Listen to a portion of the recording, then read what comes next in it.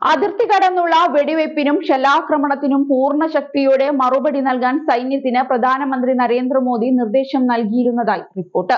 ഉന്നത കേന്ദ്ര സർക്കാർ വൃത്തങ്ങളെ ഉദ്ധരിച്ച് വാർത്താ ഏജൻസിയായ ANI ആണ് ഇത് സംബന്ധിച്ച വാർത്ത റിപ്പോർട്ട് ചെയ്തത്.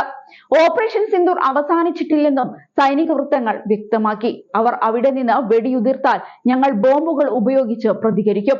നിയന്ത്രണ രേഖയ്ക്കപ്പുറത്ത് നിന്ന് തൊടുത്തുവിടുന്ന ഓരോ പാകിസ്ഥാൻ വെടിയുണ്ടയ്ക്കും ഇന്ത്യ ബോംബുകൾ ഉപയോഗിച്ച് മറുപടി നൽകും എന്നായിരുന്നു പ്രധാനമന്ത്രിയുടെ നിർദ്ദേശം. വ്യോമതാവളങ്ങൾക്ക് നേരെയുള്ള ആക്രമണമായിരുന്നു വഴിത്തിരിവായത് എന്നും വൃത്തങ്ങൾ കൂട്ടിച്ചേർത്തു.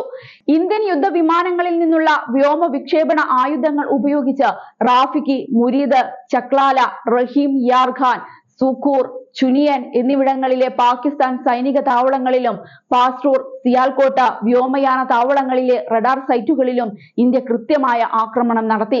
അതിർത്തി കടന്നുള്ള ഭീകരവാദത്തിനും ഇനി കനത്ത വില നൽകേണ്ടി വരുമെന്നും സൈന്യം മുന്നറിയിപ്പ് നൽകി.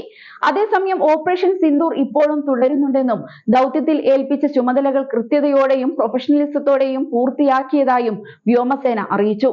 ഊഹാപോഹങ്ങളിൽ നിന്ന് വിട്ടുനിൽക്കണം എന്നും സ്ഥിരീകരിക്കാത്ത വിവരങ്ങൾ പ്രചരിപ്പിക്കാൻ പാടില്ല എന്നും വ്യോമസേന അഭ്യർത്ഥിച്ചു. ദേശീയ ലക്ഷ്യങ്ങളുമായി യോജിപ്പിച്ച് ആസൂത്രിതമായാണ് ഓപ്പറേഷൻ സിന്ദൂർ പൂർത്തിയാക്കിയത്.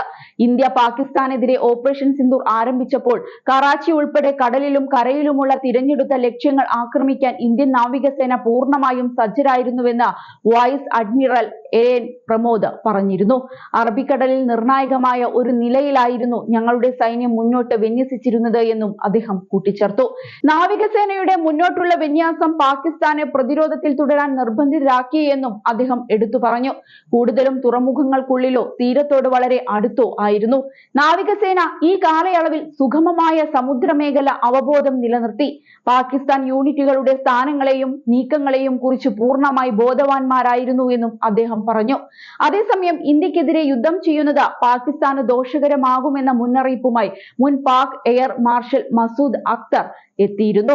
പാകിസ്ഥാന്റെ സൈനിക ശക്തി ഇന്ത്യക്ക് മുന്നിൽ ദുർബലമാണ് എന്ന് സമ്മതിക്കുന്ന തരത്തിലാണ് മസൂദ് അക്തർ പ്രതികരിച്ചത്. പാകിസ്ഥാൻ ഇനി എന്താണ് യഥാർത്ഥത്തിൽ ചെയ്യേണ്ടത് എന്നതിനെ കുറിച്ച് ശരിക്കും ചിന്തിക്കണമെന്നും അല്ലാത്തപക്ഷം സ്ഥിതി കൂടുതൽ വഷളാകുമെന്നും മസൂദ് അക്തർ കൂട്ടിച്ചേർത്തു. പഹൽഗാമിൽ വിനോദസഞ്ചാരികളെ കൊലപ്പെടുത്തിയ ഭീകരാക്രമണത്തിന് ശേഷമാണ് ഇന്ത്യ പാകിസ്ഥാനിൽ ഓപ്പറേഷൻ സിന്ദൂർ എന്ന പേരിൽ നടപടി ആരംഭിച്ചത്.